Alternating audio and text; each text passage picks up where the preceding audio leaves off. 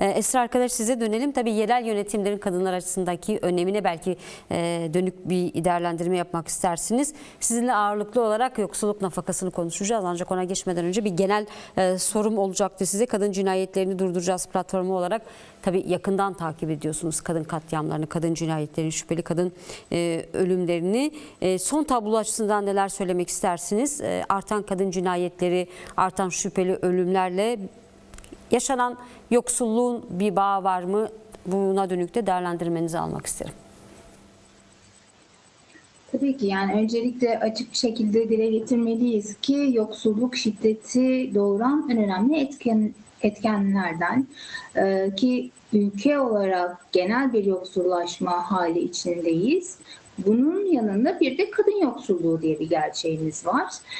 Maalesef ki bu kırılganlıklardan en çok yine kadınlar, çocuklar ve LGBTİ bireyler etkilenecekler. Toplumun daha kırılgan gruplarını oluşturuyoruz çünkü bizler. Ve yoksulluk gerçekten şiddet üretiyor. Bunu zaten verilerde de çok açık bir şekilde görüyoruz. Fakat tek etken tabii ki yoksulluk değil. Yine bunu besleyen en önemli şeylerden bir tanesi soruşturmaların yeterince etkin biçimde yürütülmemesi. Örneğin 62-84'ü etkin bir şekilde uygulatamamamız. Neden? Örneğin bizim son açıkladığımız verilerde, Mayıs ayı verilerinde şüpheli kadın ölümlerinin sayısı cinayetlerin 2 katına geçti. Ve bunlar... Sizce bunun nedenine dönük bir bilgi veya bir değerlendirmeniz var mı? Neden sadece Evet, son yılda arttı şüpheli kadın ölümleri? Bunu nasıl ele almak lazım? Bunlar kapasite eksikliğinden dolayı artmıyor maalesef ki. Yeterince etkin şekilde değerlendirilmediği için, üzerine gidilmediği için, soruşturmalar etkin bir şekilde yürütülmediği için dosyalar şüpheli ölüm deyip rafa kaldırıldığı için tabii ki bunlar oluyor. Dolayısıyla peşinden gitmemiz gereken bir 62-84'ün etkin biçimde uygulanması mücadelesi her zaman var. Bunu uzun yıllardır yapıyoruz. Ama bununla birlikte şimdi birazdan daha ayrıntılı konuşacağız. Yeni mücadele alanları doğuyor sürekli önümüzde. Nedir mesela? Nafaka hakkını tartışmaya açarak aslında medeni kanuna bir saldırıyla daha mı karşılaşacağız endişesi yaşıyoruz. Ve her geçen gün kadınların yaşam alanlarını daraltıcı bir baskıyla karşı karşıyayız ve mücadele alanımızı her gün biraz daha büyütmek durumunda kalıyoruz. Peki Esra arkadaş, tekrar az sonra Sera arkadaşa döneceğim. Yerel yönetimlerin özellikle kadın cinayetleri noktasında nasıl bir önemi var, onu da sormak istiyorum. Nasıl bir rol oynayabilirler kadın cinayetlerini önleme noktasında? Buyurun. Onu soruyorsunuz değil mi? Arada gidiyor çünkü sesiniz. Tamam. Yerel yönetimlerin etkisi çok önemli. Çünkü kadını güçlendirmek sonuçta mücadele alanı dediğimiz şey ve bu kadınları güçlendirme konusunda aslında en önemli paydaşlarımız yerel yönetimler. Çünkü çok daha geniş perspektifte bir kadınlara ulaşma şansı var yerel yönetimlerin. Ülkemizde örgütlenmek de gittikçe sorun haline gelmeye başladı biliyorsunuz. O kadar büyük bir baskı ortamı var ki insanlar örgütlenmekten çekiniyorlar. Kadınların çok büyük bir bölümü daha da çekilmek durumunda kalıyorlar. Ama yerel yönetimler bizlerin ulaşmakta zorlandığı kadınlara da çok rahat ulaşabiliyorlar ve yerel yönetimlerle yapılan işbirlikleri, hak temelli işbirlikleri aslında kadınları güçlendirmenin bence elimizdeki en kolay yolu. O yüzden çok kıymetli tabii ki yerel yönetimlerin kadın bakış açısıyla, eşitlikçi bir bakış açısıyla yönetimi ele almaları. Arkadaşlar size devam edelim. Nafakayı konuşalım. yoksulluk nafakası. Biraz kafa karışıklığı da var. Medya üzerinden özellikle yürütülen tartışmalar. Nafakanın gasp edilmesine dönük son dönemde çokça tartışma yürütüldü. Yoksulluk nafakası gasp edildi. Diğer nafakadan farklı iştirak nafakasına biraz bunu açmanızı isteyeceğim. Aynı zamanda platform olarak nafakanın süresiz olması gerektiğini belirtiyorsunuz. Talebiniz bu yönlü. Peki bu hakkın gasp edilmesi kadınların yaşamını, kadınların hayatını nasıl etkileyecek? Öncelikle söylediğiniz gibi iştirak nafakasıyla yoksulluk nafakasının ayrımını net bir şekilde belirtmemizde fayda var. Çünkü bu nafaka mağdurları grubu gibi lobicilik faaliyetleri çok yaygınlaştı biliyorsunuz ve hatta Akın Gürley'in açıklamasına kadar yansıdı bu, işte yoğun talep üzerinden açıkladı, gerekçelendirdi bu değişikliği. Ve burada bilinçli bir şekilde sadece nafaka kelimesi kullanılarak bu tartışmayı yürütmeyi seçiyorlar. Ve söz konusu olan süresiz ifadesinin yoksulluk nafakası olduğu göz ardı ediliyor. Yani çocuklar için ödenen iştirak nafakası da sanki kadına ödenen bir paraymış gibi yansıtılıyor. Bir kere bunun altını çizmemiz çok önemli. Sonra sanki yoksulluk nafakası da kadınlara ödenen bir paraymış gibi yine lanse ediliyor. Oysa ki kanunda kadına yoksulluk nafakası diye bir düzenleme yok. Boşanma sonrasında yoksul düşen tarafa ödenen bir şey bu. Ama biz Türkiye'de bir 3-5 belki tek örnek dışında bu nafaka ödemesinin erkeğe yapıldığını hayal bile etmiyoruz. Dolayısıyla buradaki tartışmanın ana hattı neden erkekler boşanma sonrasında kadınlara nafaka ödüyorlar yerine neden boşanmalardan sonra yoksullaşan taraflar kadınlar oluyor tartışmasını gündeme getirmek zorundayız ve tartışmanın ana hattını buraya çekmek zorundayız. Çünkü gerçek bu. Ve sanki süresiz ödeme yapılabilir de yine çok manipülatif bir şekilde ele alınıyor. Mesela şöyle şeyler okuyoruz sosyal medyada. 2 ay evli kaldım, ömür boyu o kadına baktım. Başka bir erkekle birlikte yine ben o kadına bakıyorum. Oysa ki nafakanın sona erdiren haller çok net. Eğer bir tarafın yoksulluğu giderilmişse, yani çalışmaya başlamışsa örneğin, nafakası zaten ortadan kalkıyor. Evliymiş gibi başka birisiyle bir hayat süren bir kadın da yoksulluk nafakası almaz. O da kesilir. Onun dışında kanunda sayılan başka durumlar da var. Yani zaten pratikte bir süresiz nafaka durumu söz konusu değil. Süresiz ödeme yapılabilir ama eğer kadın insani koşullara erişemiyorsa, insani koşullarda yaşayamıyorsa bu süresiz. Ve o zaman şu sorunun cevabını aramak zorundayız. Kadın neden insani yaşam koşullarına ulaşamıyor? Neden? Yani bunun pek çok yapısal nedeni var tabii ki. Bir kere başlangıçta eğitimde fırsat eşitliği yok. Ev içi bakım hizmeti tamamen kadının üstünde. Yaşlı bakımı, kadın bakımı kadının üstünde.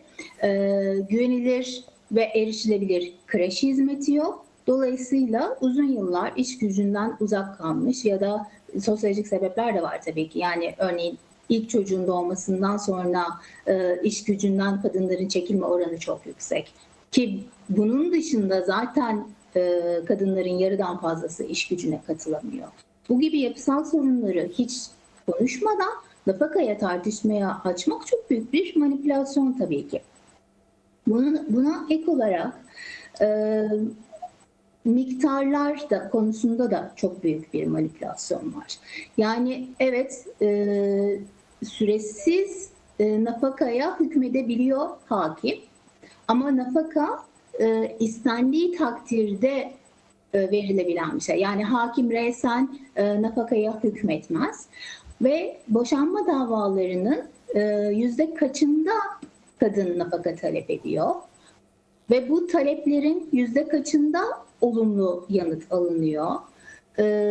Eğer olumlu yanıt alınmışsa hangi miktarlarda nafaka ödenmesine hükmediliyor? Ki biz biliyoruz ki 3000, 5000 gibi çok sembolik rakamlara hükmediliyor. Bunun da bir adım ötesinde eğer hakim de nafakaya hükmetmişse kadınlar bu nafakaların yüzde kaçını tahsil edebiliyor? %20 civarlarında maalesef tahsilat oranında. Dolayısıyla hiçbir kadın zaten o yoksulluk nafakasına güvenerek şiddet gördüğü evden ayrılmaya cesaret edemiyor. Bu nafakayı hak ettiğinde çok çok az bir kısmı e, erişebiliyor. Dolayısıyla bizim asıl tartışmamız gereken nafaka hakkı neden kağıt üzerinde kalan bir hak haline döndü? Neden sembolik kaldığı tartışmamız gerekirken biz bugün yine kadınların nafaka hakkını tartışıyoruz. Peki bu Nafaka durumun hakkında platform geriye olarak bu gidip durumun kadına yönelik konuşuyoruz. şiddeti derinleştirdiğini söylüyorsunuz. Bunu açabilir misiniz? Yani kadının şiddete maruz kalması riskini arttırdığını ifade ediyorsunuz. Nafaka hakkının gasp edilmesi, kadın yoksulluğunun. Bunu biraz açabilir miyiz?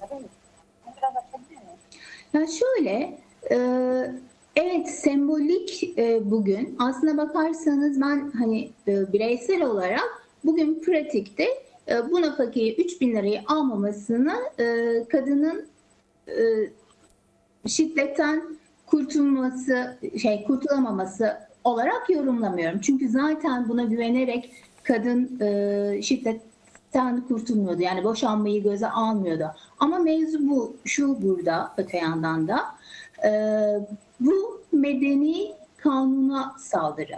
Medeni kanunda geri adım. Yani biliyoruz ki biz deneyimimizden, yıllarca süregelen deneyimlerimizden bugün belki pratikte kadın hayatına birebir de çok önemli bir etki yapmayacak. Yani çünkü değerler işte bahsettiğim çok sembolik rakamlardı ve tahsilat oranları çok düşüktü. Ama bu burada kalmayacak. Dolayısıyla biz burada medeni kanun üzerinden bir mücadele yürütmek zorundayız. Bir adım ötesinde daha da derinleşen hak kayıplarına da uğrama riskiyle ciddi karşı karşıyayız ve medeni kanuna yapılan her saldırı, demokrasiye yapılan her saldırı yine en kırılgan gruplar olarak ilk önce kadınları vuracak. İlk önce kadın cinayetleri artacak. Buradan böyle bir okuma yapıyoruz biz. Peki. Esra arkadaş sizle devam edelim. 12. yargı paketi de gündemde. 12. yargı paketi de yeni kadınlara dönük aslında hem nafaka aynı zamanda sanırım aile hukukuna ilişkin yeni düzenlemeler içerecek 12. yargı paketi. Siz nasıl değerlendiriyorsunuz? Kadınlar açısından nasıl bir risk içeriyor bu yargı paketi?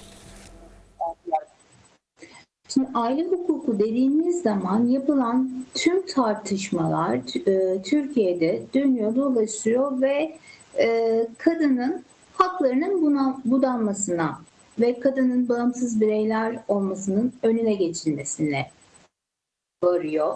İşte şu anda aile yılı yetmedi, aile 10 yılı politikasına geçildi biliyorsunuz. Ve bu politikaların hepsi aslına baktığınız zaman kadını güçsüzleştiren, eve kapatan, bağımsızlığını, ayrı bir birey olmasının önüne geçen uygulamalar. Aynı şekilde az önce bahsettik, yoksulluk nafakası belki sembolik bir değer haline gelmişti ama önemliydi. Neden? Çünkü bunların hepsi iklimi değiştiriyor. Ya yine benzer şekilde İstanbul Sözleşmesi'nden çıkıldıktan sonra 62-84'ün çok daha az etkin uygulanmasıyla ilişkili mesela bunlar. Neden İstanbul Sözleşmesi'nden çıktığımız zaman şiddet arttı, artık cinayetlerin çözümüne bile sanki devlet gerek duymuyor, şüpheli ölüm deyip kaldırıp rafa atabiliyor. Bu hep siyasi iklimle ilgili ve yine belki burada bir cümleyle de olsa değinmeliyiz. Şimdi biz burada çok güzel yerel yönetimlerin ihtiyaçlarını falan konuşuyoruz. Yerel siyasetin önemini anlatıyoruz ama Türkiye'de siyasetin de varlığını tartıştığımız, varlığından endişe duyduğumuz, hani sandık bir daha önümüze gelecek mi gibi endişelerimizin hızla arttığı bir dönemdeyiz. Dolayısıyla bu 12. yargı paketi bu siyasi iklimden kesinlikle bağımsız değil. Bu şekilde değerlendiriyorum. Yani ve bu aileyi tartışırken neden hep erkeklerin yükü eşit almasından bahsetmiyoruz da sürekli zaten kadının sırtında olan yükü daha da arttırıyoruz. Güçlü aile dediğimiz şey halbuki kadının ve erkeğin eşit bir şekilde yükü dağıttığı, kadının da erkek kadar güçlendiği bir model olması lazım. Ama iktidarın güçlü aileden anladığı şey kesinlikle bu değil. Kadının var olan tüm haklarını yitirdiği ve kendisini bireyliğini tamamen kaybedip ailenin içinde eriyip gittiği bir aile modelinin güçlü olduğunu iddia ediyor iktidar ve her yargı paketinde de bu yönde bir adım daha atıyor ne yazık ki. Dolayısıyla bunu kazanılmış hakkı kaybı olarak yorumlayıp bunun karşısında çok güçlü bir mücadele vermek zorundayız ve tüm taraflar, yani tüm kadınlar, amasız fakatsız, ayrımsız, çünkü hepimiz aynı şekilde bu saldırının altındayız. Esra arkadaş, son olarak belki buradan bizi izleyenlere vermek istediğiniz mesaj olabilir. Bir de platform olarak önümüzdeki dönemde nasıl bir mücadele hattı öngörüyorsunuz? Özellikle belki yoksulluk nafakası noktasında ve kadın hakları mücadelesi noktasında. Serra Hanım'a küçük bir soru sorabilir miyim? Sahada tespit ettiğimiz önemli eksiklerden bir tanesi, çünkü sizdeki karşılığını merak ettim. Bu kurslardan bahsettiniz. O kurslara hak temelli çalışan örgütlerle, kadın örgütleriyle işbirliği halinde atölyeler, yani hakları konusunda kadınları güçlendiren eğitimler konusunda işbirliği yapıyor musunuz? Bir de bu kadın cinayetleri davalarında belediyeler olarak müdahil olma yönünde çalışmalarınız var mı? Bu gerçekten çok önemli, çünkü kadın hareketi olarak örgütler dava takibinde bulunuyor. Biz mümkün olduğunca müdahil olmak da istiyor ve bu yönde çalışmalar yapıyoruz, ama siz de farkındasınızdır. Çok uzun zamandır baroların ve kadın örgütlerinin müdahillik talepleri reddediliyor. Sadece bakanlığın talebi yeterli olmuyor. Belki bu noktada yerel yönetimler de kendi sınırları içerisindeki davaları takip edip müdahillik başvurusunda bulunur ve gerçek manada taraf olurlarsa bu davalarda kadınlar olarak çok daha güçlenebileceğiz bence. Son değerlendirmeme de gelirsek, nafaka meselesinin manipülasyona çok açık taraflarını dile getirmek zorundayız. Yani erkekler kadınlardan boşandıklarında çocuklardan da boşanmak istiyorlar. Hiçbir sorumluluğu almak istemiyorlar. İştirak nafakasıyla yoksulluk nafakasının aynı şeymiş gibi ele alınması bir tesadüf değil. Aslında dile getirilen nafakalar, ki iştirak nafakalarında da tahsilat oranı yine çok düşük, ama çocukların bakımına iştirak etmek için ödediği şeyi kadına ödüyormuş gibi göstermesinin altını kalın kalın çizmemiz gerekiyor. Onun dışında neden aile hukuku denilince hep kadınların hakkını tartışıyoruz? Neden nafakanın sembolik bir hal almış olduğunu ve aslında bunun çok temel bir insan hakkı olduğunu, kadını güçlendiren bir sosyal mekanizmayı hayata geçirmekle yükümlü olan devletin neden sürekli geri adım atmamızı beklediğini tartışmamız gerekiyor. Ve son olarak bu mücadele hattını nasıl görüyoruz değineyim. Biz bunu sadece kadınların bugün 3.000, 5.000 lira gibi sembolik rakamlarla hükmedilen ve karşılamakta da çok zorlandığı rakamlar şeylerden, nafaka miktarlarından feragat etmek durumunda kalıyor kadınlar gibi değerlendirmiyoruz. Çünkü bizim mücadele pratiğimiz bize gösteriyor. Hep bir adım sonrasında iktidar getiriyor. Dolayısıyla bunu nafaka düzleminde değil, yargı paketleriyle medeni kanuna ciddi bir saldırı, eşitliğe ciddi bir saldırı olarak görüyoruz ve medeni kanunu değinmeye çalışılması üzerinden bir mücadele yürüteceğiz bu yakın zamanda da.